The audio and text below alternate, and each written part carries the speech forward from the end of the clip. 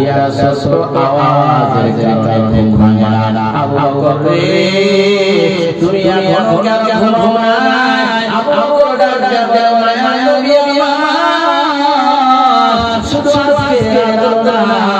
আপনি যে জাহান থেকে 6 মাস আগে আমি আবু বকরকে বলেছিলি ও আবু বকর মনে হয় হিজরত করা লাগতে পারে আবু বকর নবী আমার সেদিন থেকে আমি আবু বকর ঘুমানোর জন্য একটা বার পিছে লা ইলাহা ইল্লাল্লাহ আজরে বড় জবান করি আল্লাহু আকবার ও আবু বকর ডাক বলে এখানে শেষ না আমি আবু বকর ঘুমাই না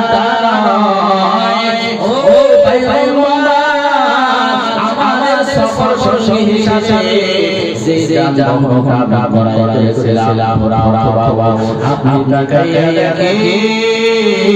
ওখানে আমি গেছি ও ভাই ও তোমার ঘোড়া পর্যন্ত ঘুমাই না